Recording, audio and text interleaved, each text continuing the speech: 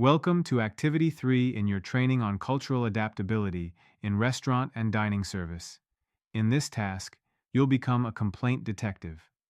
Your mission: investigate real life restaurant reviews to uncover the hidden cultural expectations that may be behind the complaints. Because sometimes, when a guest says, the service was bad, what they really mean is, the service didn't match my cultural expectations. You'll work in pairs and go online to find 3 negative restaurant reviews from platforms like Google Reviews, TripAdvisor, or Trustpilot. Look specifically for international guests who've left poor reviews after dining abroad. Read their comments closely. You're not just looking for obvious service failures, you're looking for cultural mismatches. Let's look at some examples. A guest from Germany complains that the service was slow and uncoordinated. Could it be that they come from a linear active culture, one that values punctuality, structure, and efficiency? A visitor from Spain finds the server too quiet and distant. Maybe they're from a multi-active culture, where warm, personal interaction is expected, even welcomed. A Japanese guest says the staff were overly talkative and casual.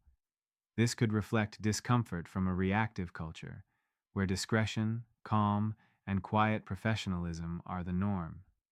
Use Richard Lewis's cultural model to classify each guest's likely communication and behavior style. Is it linear active, logical, time-oriented, and task-focused? Multi-active, relationship-centered, expressive, and people-focused? Or reactive, respectful, observant, and indirect? Try to understand the reviewer, not just the review. What might seem like rudeness or sloppiness in one culture might actually be hospitality and friendliness in another. What feels cold and distant to one guest may be a sign of professionalism and respect in another. Once you've analyzed your 3 reviews, summarize your findings. Answer these questions. What was the original complaint? What cultural expectation might it reflect? Which Lewis type best fits the guest's profile? How could staff have adapted their service to avoid the misunderstanding? Then share your insights with your classmates. This activity is more than an investigation. It's a mindset shift.